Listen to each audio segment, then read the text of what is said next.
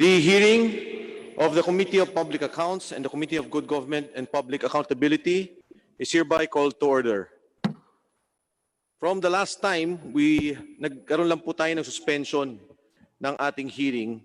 So we do not need to go through the order of business in the opening of a hearing. Pero bago po tayo magsimula, nais ko lang pong kilalanin ang mga kinatawan na nandito nakasama po natin sa plenaryo ng ating mababang kapulungan. We have here Deputy Speaker Dan Fernandez, Congressman Argel Kabatbat of the Magsasaka Party List, and we also have the President of the National Unification Party, the Honorable Congressman P.D. Barsaga. So to start our session, gusto ko lang po magkaroon ng kaunting summation of some of the points that were discussed the last time. And at the same time, we will open the interpellation. Bubuksan po natin ang mga diskusyon ukol dito sa mga issues, iba't ibang issues tungkol sa Philhealth. Ang ating po mga kasama, binigyan natin pagkakataon na magtanong sila kung ano man po yung mga puntos na hindi pa nila natapos. At kasama rin po dito ang diskusyon sa mga ospital na naimbitahan po natin. Before I start, let me just ask Ms. Neri Santiago, di po ba binanggit ninyo doon sa huling nating discussion nung hearing na nagwo-worry kayo doon sa ating pondo ng PhilHealth? More or less, I think you still have about 100 billion plus? Mr. Chair, it's about 110 billion in terms of reserve fund as of December 2019. 110 billion. At doon sa huli nating discussion, sinasabi nyo because of this COVID na ang tingin ninyo baka maubos ang pondong to sa pagsasaayos o yung mga kinakailangan mga bayarin sa pagbayad ng mga pasyente ng COVID. Yun po ay based on those assumptions na mga projections po ng probable na mababayaran po pagdating sa COVID. In addition to the implementation of the UHC po for this year and next year. So kasama na po ang COVID at kasama na rin po yung implementasyon ng UHC law na kung saan sakop at ibang sakit. So that, because of that, yung dapat na 10 years projection, maaring next year, maubos na ang pondo natin. May posibilidad po. Depende po sa ipapasok ng gobyerno at the same time, doon po sa pasok ng pera from the direct contributors po. Okay. So if I may show the slide, please, nung presentation. And this is just a short summary before we begin. Ito po yung interim reimbursement mechanism. At gusto ko pong particular tanungin si SP Pargas. Di ba sabi niyo po, SP Pargas, na yung mga probable suspect ay kasama doon sa maaring kabilang na mga pasyenteng dapat bayaran sa COVID? Yes, Mr. Chair. Yes, please. So if we may go to the next slide. Tama po yung sinabi niyo, SP Pargas. Ito po ang inyong video kasama ang Chairman ng Public Information, Congressman Ron Salo, na kung saan pinag-usapan. Oh, I'm sorry, HRET. Can we go back to the video? Can we play it? Go ahead. Yun pong ating circular, sumusunod din po tayo dun sa classification na may probable and suspect. So kung ang initial presentation po would be for the COVID, yan po ay kasama dun sa ating circular po on COVID cases. So ibig sabihin po, hindi yung kailangan ma-confirm. Kasi based dito sa circular, kailangan confirm ang nakasulat po doon. So ano po ba talaga? Mr. Chair, tatlo po yan. Meron pong suspect, probable, and confirmed. So pagka po ang pasyente ay na-manage accordingly, kung ito po ay COVID case, especially po nung mga una na wala pa po halos tayong enough or madami na testing facilities, yan po ay covered ng ating COVID cases. Pero kaya po na Malinaw po, no? Yung binanggit ni SP Pargas na yung probable suspect at confirmed ay kasama sa programang ito. Next slide.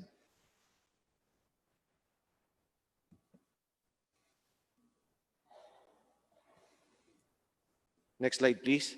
So, ito po yung PhilHealth circular na binabanggit nila. Benefit packages for inpatient care of probable and confirmed COVID-19 developing severe illness outcomes. Yan po yung 2020-009. Next slide, please. Nakalagay po dyan, number 1, suspect case is a person who is presenting with any of the following conditions: severe acute respiratory infection, where no other etiology fully explains the clinical presentation. Ang nakakatakot po dyan yung number 2B, yung sinabi lang with contact to a confirmed or probable case of COVID-19. Yes. Tama po ba yan, Mr. Pargas?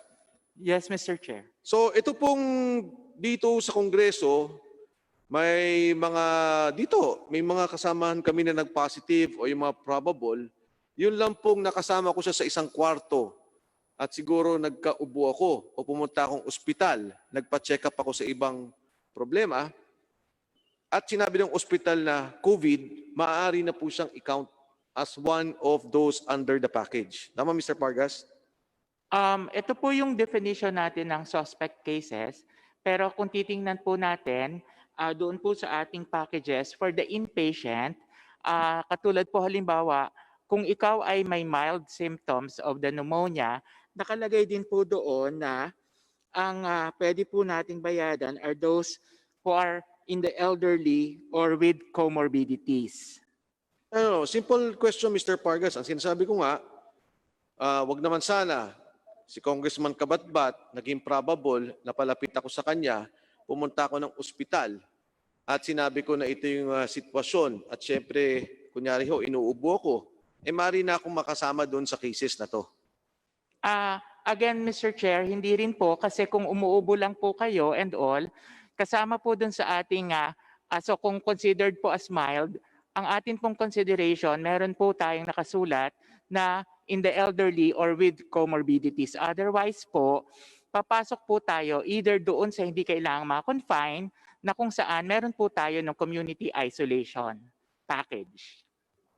Anyway, Mr. Pargas, I do not understand what you're saying because again, if you look at the slide, 1, 2, and 3, hindi po sinabing dapat may comorbidity ka, hindi sinabing dapat senior ka. Pakita ho natin ulit ang slide. Yan po, 1, 2, and 3. With contact to a confirmed or probable case, with no other etiology that fully explains the clinical presentation. So yan po. Yes, Mr. Chair. Pero quinalify po natin doon sa circular dahil nga po may pagkakataon na hindi naman kailangan ma-confine or walang comorbidities na maaaring mas maging magbalala doon sa sakit na kaya po yung mga mild ay na with comorbidities or elderly, yun po yung babayadan lang natin for confinement. Where is that in the circular? Mr. Chair, Okay, kindly before you answer, Mr. Pargas, i-present ko na rin tapos sagutin mo isa sa probable cause. Sinabi niyo po, probable. Next slide, please. Nakalagay po dyan, suspect who underwent testing, suspect case of laboratory testing for COVID-19 is inconclusive. Suspect for testing could not be performed for any reason. Letter B, probable cause. Tama po ba yan? Yes po. Ito po yung mga definition of terms, Mr. Chair. Exactly. Yes po. So confirmed case naman, hindi na natin pagdidibatihan, nagkaroon ka ng confirmation. Now, Mr. Pargas, ito po yung mga packages. Next slide, please.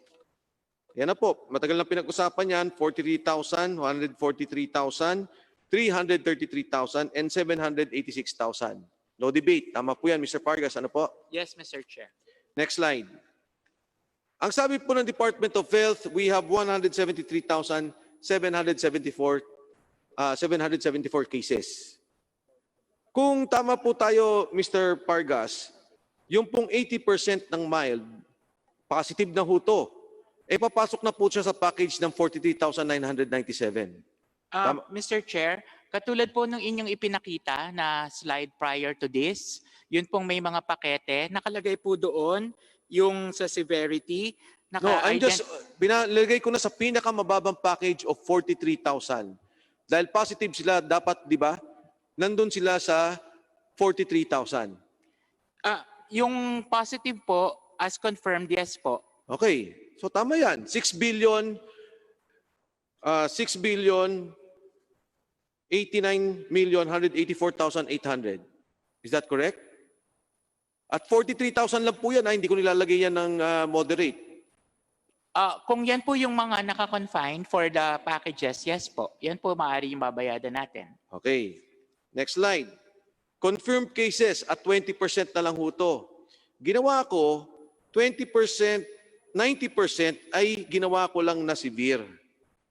Severe lang, 90%. Hindi ko ginawang critical dahil mas mahal. So, 31,278 cases times 333,509. That is 10,431,807,282 pesos. Tama po ba yan? Yes, Mr. Chair. Thank Kung you. yan po yung mga confine. At kung ginawa ko naman doon sa nalalabing 34,754, gagawin ko pong 10%. That's 3,475 cases. That's 2.7 billion pesos. 2,732,684,400 pesos. Tama po ba yan? Yes, Mr. Chair. Kung yan po yung stats. So lumalabas po, dito lang po sa programa natin, 19,253,676,482 pesos. Versus, dun sa pinag-uusapan na po natin na at the most, it should be about 4 billion pesos. So tama ho si actuary Neri, kung pagbabatayin tong ginawa ninyong polisiya, you will hit 20 billion. Considering the present case. Tama po? Yes, Mr. Chair. At gagawin ko pa ho, gagawa lang ako ng 300,000 na suspect at probable. Total ng 300,000 cases ng suspect at probable, 13,199,100,000 pesos. Tama po ba yan? Mr. Chair, kung ito po ay papasok doon sa criteria ng moderate or severe or critical, yun po yung maaaring maibayad sa kanila. Hindi po ito ibig sabihin na porke suspect or probable lamang. Because yun Hindi pong po sila confirmed. Hindi sila confirmed COVID because we already have the confirmed. Ginawa na po natin yon. But ang nakalagay po sa inyo, suspect and probable. Yes, Mr. Chair. So pwede to. Tama. Yes po. Basta, Thank you. opo, Thank you. managed po as COVID. At pagka ginawa ko na pong pinagsama-sama ko lahat, next slide please. You put 19 billion plus 13 billion together, that is 32 billion pesos. Nilagay ko lang ho sa 300,000 yung suspect and probable. So Mr. Chair, the last time I was calling for the withdrawal of the IRM funds, I think we should rethink our position. Ang sinabi lang natin, suspend. Nakakatakot po masyado at talaga po mauubos ang pondo ng Philhealth. Policy pa lang ho, nagsisimula sa policy ang korupsyon. When you have a wrong policy, dun po lumalabas yung korupsyon. Kaya po when we started with the Philhealth, now we will go to the hospitals, makikita po natin, and I've seen the cases that you have submitted to this committee, yung korupsyon na nangyari sa hospitals. Hindi ko po sasabihin kung may connivance o wala. Pero ang unang-unang mali, Dr. Pargas, is the policy. Para niyo pong sinabi na pagka ikaw ay may ginawang pagnanakaw, pero ang pagnanakaw mo is less than 5,000, hindi i-consider na krimen, maraming magnanakaw ng less than 5,000. Parang ganito po yung nangyari dito. Pinayagan niyo yung polisiya at dito lalabas ang korupsyon. At tama, si Actuary Neri Santiago, given this policy, I would have the same conclusion. Ubos ang pondo ng Philhealth pag nangyari ito. So with that, Mr. Chair? Mr. Pargas? Yes, Mr. Chair. Please be noted also po na ito po yung ating initial policy, but we also have reviewed because during that time po, wala pa pong mga clear guidelines or clear clinico-pathologic guidelines para po dito sa paggagamot ng ating novel disease na SARS-CoV. So kaya po noon ay ang atin pong sinusunod ay yung mga guidelines na patuloy naman po na nababago. Kaya po ito ay nire-review din po natin, and technically meron na po tayong review. However, it as approved also by the board, it will have to go through the expert panel para nga po mabago din po natin yung ating mga pakete. At sa ngayon po, Vargas, if I yes, may sir. just quickly cut you, alam nyo ho, maniniwala sana ako, if not for the track record. Ngayong umaga ho, tatanungin ko na kayo, and these were the documents submitted to me. Yung mga suspended cases po ninyo, di ba ho, may mga fine and suspension kayo, tama po ba? Tama po, di ba? So ikaw, gumagawa ka ng policy, yung legal gumagawa ng mga enforcement, yung mga fraud. Tama? Investigation. Yes, Mr. Chair. At ang inyong mga parusa ay suspension and fine. Tama po ba? Yung iba, fine. Yung iba, suspension. Iba, suspension and fine. Tama po? Yes, Mr. Chair. O ngayon ho, ngayong umaga lang, sasabihin ko, sino ho ang legal dito? Para lang i-debunk ko, Mr. Vargas, yung sinasabi mo nga na inaayos nyo naman lahat. Sino po dito ang legal? Andito ba si Attorney Del Rosario?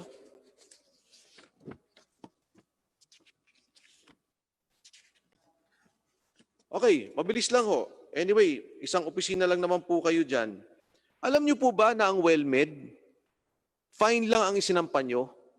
Hindi nyo sinampahan ng kahit anong kaso? You have 202 facilities ng fine. And you have other facilities na merong suspension and fine. In the case of WellMed, nakapending pa sa board. Hindi pa niya binabayaran ng fine at hindi nyo po siya sinuspend. Now, how can you talk about policy? Since 2013, you had pneumonia. You never corrected it. By 2015, na-correct nyo na dapat yan. I have your own study, yung analytics ninyo ng mga cases. And this was reported to the board. You never changed that policy. Kung ito po hindi nakita ng Kongreso at ng Senado, ang kinakatakot ko, at mabuti nandito tayo ngayon, nakita natin, yung pulisyang yan baka hindi mo na bago. At yung kinakatakot natin pagkaubos ng pondo ay baka po talagang nangyari. Pero nandito po kami, binabantayan namin yan at itutuloy natin yung investigasyon.